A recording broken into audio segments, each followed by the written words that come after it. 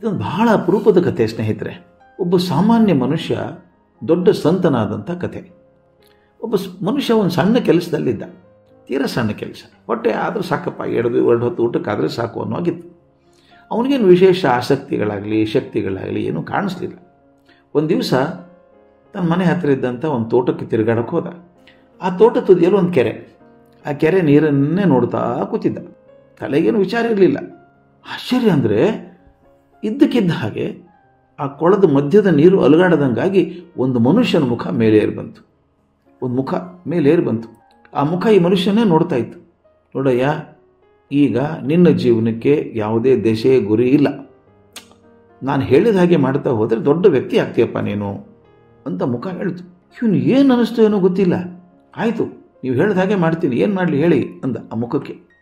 ಆಗ ಮುಖ ಹೇಳ್ತು, ಹಾಗಾದ್ರೆ ನಾಡಿದ್ದು ಭಾನುವಾರ ಇದೆಯಲ್ಲ, ಬೆಳಗ್ಗೆ ನದಿ ದಂಡೆಗೆ ಬಾ, ನಾನು ಏನು ಮಾಡಬೇಕು ಅಂತ ಅಲ್ಲಿ ಹೇಳ್ತೀನಿ. ಇವನು ಏನು ತಲೆಗಿಲ್ಲ, ನಂಬಿಟ್ಟ, ಹಾಗೆ ಮಾಡ್ತೀನಿ ಅಂದ. ಶ್ರದ್ಧೆ. ಭಾನುವಾರ ಬೆಳಗ್ಗೆ ನದಿ ತೀರಕ್ಕೆ ಹೋದ. ಕೂತ್ಕೊಂಡಿದ್ದ ಅಲ್ಲಿ. 5 ನಿಮಿಷ ಮುಖ ಬಂತು, ಮತ್ತೆ ನದಿ ನೀರಲ್ಲಿ ತೀರ್ಕೊಂಬಂತು ಮುಖ. ಅದು ನೋಡಯ್ಯ, ನೀನು ಎಲ್ಲ ಬಟ್ಟೆಗಳನ್ನು ಹರಿದು ಹಾಕಿ ನೀರಿಗೆ ಹಾರ್ಕೊಂಬಿಡು, ಚಿಂತೆ ಮಾಡಬೇಡ, ಯಾರಾದರೂ ಕಾಪಾಡ್ತಾರೆ ನಿನ್ನ ಅಂತು. ನೋಡ್ತಾನೆ ನೀರಿಯಲ್ಲಿ ಭಾರೀ ಪ್ರವಾಹ ಇದೆ, ಸೆಳವಿದೆ. ಆ ಮುಖ ಹೇಳ್ತಲ್ಲ, ನಂಬಿಟ್ಟ, ಏನೂ ಚಿಂತೆ ಮಾಡಲಿಲ್ಲ, ಬಟ್ಟೆ ಎಲ್ಲ ಹರಿದು ಹಾರ್ಕೊಂಡ್ಬಿಟ್ಟ ನೀರಲ್ಲಿ. ಪ್ರವಾಹದ ಸೆಳೆತ ಇವನು ದೂರ ಎಳ್ಕೊಂಡು ಹೋಯ್ತು. ಅಲ್ಲಿ ಮೀನುಗಾರ ಬಲೆ ಹಾಕಿದ್ದ. ಇವನು ಬಲೆಯಲ್ಲಿ ಸಿಕ್ಕಾಕೊಂಡ. ಅವನು ಹೇಳ್ಕೊಂಡು ನಾವೆಲ್ಲಿ ಹಾಕ್ಕೊಂಡ. ಏನಯ್ಯ, ನೀರಲ್ಲಿ ಬಿದ್ದಿದೆಯಾ ಅಂದ. ಗೊತ್ತಿಲ್ಲ, ನೀರಲ್ಲಿ ಹಾರ್ಕೋಬೇಕಾಗಿತ್ತು, ಹಾರ್ಕೊಂಡ್ಬಿಟ್ಟೆ ಅಂತ.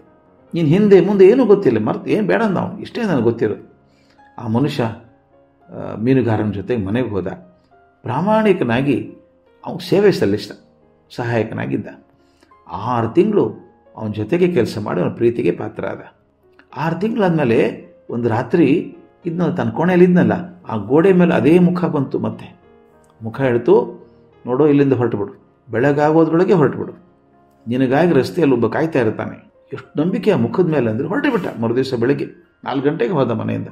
ಮುಂದೆ ಹೋಗ್ತಾನೆ, ಬೆಳಗಾಗೋತ್ತೆ, ಚಿಮ್ಮು ಬೆಳಗಾಗ್ತಾ ಇದೆ. ರಸ್ತೆ ಮುಟ್ಟೋ ಹೊತ್ತಿಗೆ ಒಬ್ಬ ರೈತ ಕತ್ತೆ ಮೇಲೆ ಸಾಮಾನು ಹೊತ್ಕೊಂಡು ಪೇಟೆ ಕಡೆ ನಡೆದಿದ್ದ. ಇವು ನೋಡ್ದ. ನೋಡಯ್ಯ, ನೀನು ನನ್ನ ಜೊತೆಗೆ ಬರ್ತೀಯಾ, ಒಳ್ಳೆ ಕೂಲಿ ಕೊಡ್ತೇನೆ, ಬರ್ತೀಯಾ ಅಂದ. ಮುಂದ ಇವನಿಗೇನಿಲ್ಲಲ್ಲ, ಮುಖ ಹೇಳಿತ್ತಲ್ಲ ಮನುಷ್ಯ ಸಿಗ್ತಾನೆ ಅಂತ, ಹೊರಟ್ಬಿಟ್ಟ. ರೈತನಿಗೆ ಇವನ ಬಗ್ಗೆ ಪ್ರೀತಿ ಬಂತು, ಕರ್ಕೊಂಡು ಹೋದ ಮನೆಗೆ. 1 ವರ್ಷ ಅವನ ಜೊತೆಗಿದ್ದ.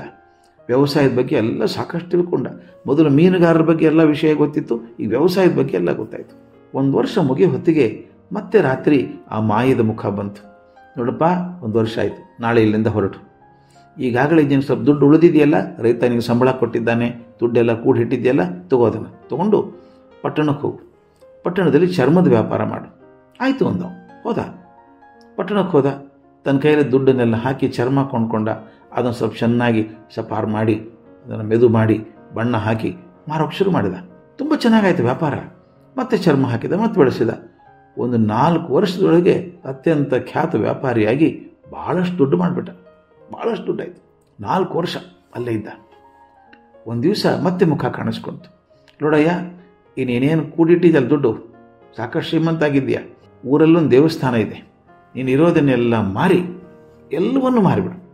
ಆ ದುಡ್ಡು ತಂದು ದೇವಸ್ಥಾನ ಹುಂಡಿಯಲ್ಲಿ ಹಾಕ್ಬಿಟ್ಟು ನೀ ಹೊರಟುಬಿಡಿ ಇಲ್ಲಿಂದ. ಉತ್ತರ ಕಡೆ ಹೋಗು, ಅಲ್ಲಿ ಇಂಥದ್ದೊಂದು ಊರಿದೆ, ಅಲ್ಲಿ ಒಬ್ಬ ಇಂಥವನು ಕಿರಾಣಿ ಅಂಗಡಿ ಇಟ್ಟಿದ್ದಾನೆ, ಅವನ ಹತ್ರ ಕೆಲಸ ಮಾಡುವಂತು.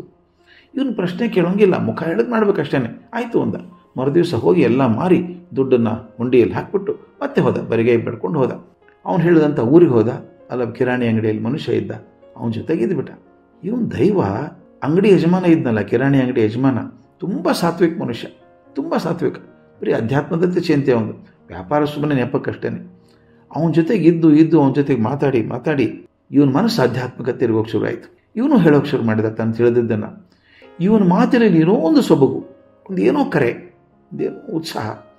ಜನಕ್ಕೆ ತುಂಬ ಇಷ್ಟ ಆಯಿತು ಮಾತು. ಬರೋಕ್ಕೆ ಶುರು ಮಾಡಿದರು. ಇವನು ಹೇಳಿದ್ದಲ್ಲಿ ನಿಜ ಆಗೋಕ್ಕೆ ಶುರು ಆಯಿತು.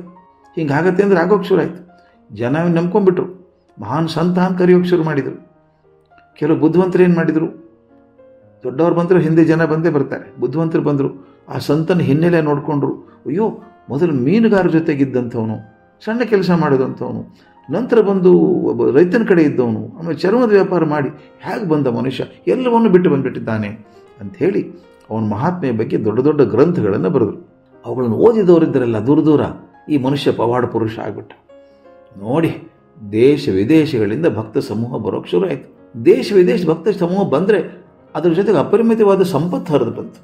ಅವನ ಸುತ್ತ ಶಿಷ್ಯರು, ಕಂಡಾಪಟ್ಟೆ ಶಿಷ್ಯರು. ಅವನು ನೋಡೋದೇ ಕಷ್ಟ, ಅಷ್ಟು ದೊಡ್ಡವನಾಗ್ಬಿಟ್ಟ. ಅವನ ಜೀವನ ಗಾಥೆ ಇತ್ತಲ್ಲ, ಅತ್ಯಂತ ರೋಚಕ, ವಿಸ್ಮಯಕಾರಿಯಾಗಿತ್ತು. ಅವನಿಗೆ ಆಶ್ಚರ್ಯ ತರೋಷ್ಟು ರಮ್ಮೆಯಾಗಿತ್ತು.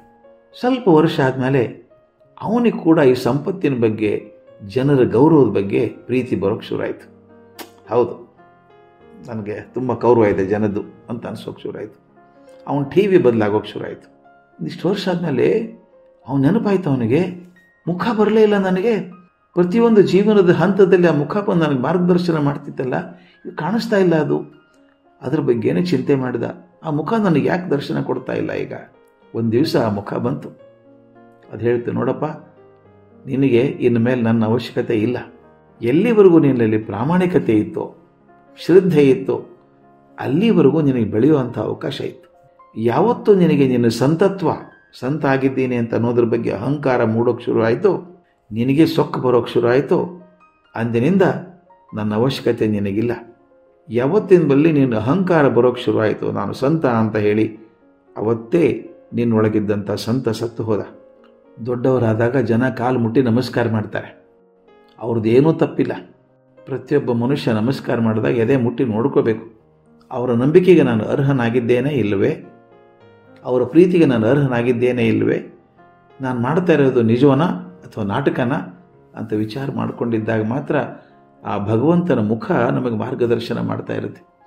ಯಾವತ್ತು ನಾನೇ ಮಾಡಿದ್ದು, ಒಂದು ಮಾತಿದೆ ಸ್ನೇಹಿತರೆ, ಯಾವತ್ತು ನಾನು ಮಾಡಿದ್ದೇನೆ ಅಂತ ತಲೆಗೆ ಬಂತೋ ಅವತ್ತೇ ನನ್ನ ಕಾಲು ಮೃತ್ಯುವಿನ ಕಡೆಗೆ ಹೋಗೋಕ್ಕೆ ಶುರು ಆಗುತ್ತೆ. ಎಲ್ಲಿವರೆಗೂ ಭಗವಂತ ನಿನ್ನ ಕೈಯಲ್ಲಿ ಒಂದು ಉಪಕರಣ ನಾನು ಅಂತ ಅನ್ಕೋತೇನೋ ಅಲ್ಲಿವರೆಗೂ ಭಗವಂತ ನಮ್ಮನ್ನು ಕಾಪಾಡ್ತಾನೆ. ಇದು ಬಹಳ ಮುಖ್ಯ. ಜೀವನ ಮೇಲ್ಮಟ್ಟಕ್ಕೆ ಏರೋದು ಶ್ರದ್ಧೆಯಿಂದ, ಪ್ರಾಮಾಣಿಕತೆಯಿಂದ. ಅಲ್ಲಿವರೆಗೂ ಭಗವಂತನ ಕೃಪಾಹಸ್ತ ನಮ್ಮನ್ನು ಕಾಪಾಡ್ತದೆ. ಯಾವತ್ತು ಶ್ರದ್ಧೆ ಮರೆಯಾಗ್ತದೋ ಭಗವಂತ ಕೂಡ ನಮ್ಮನ್ನು ಕಾಯೋದಕ್ಕೆ ಬರೋದಿಲ್ಲ.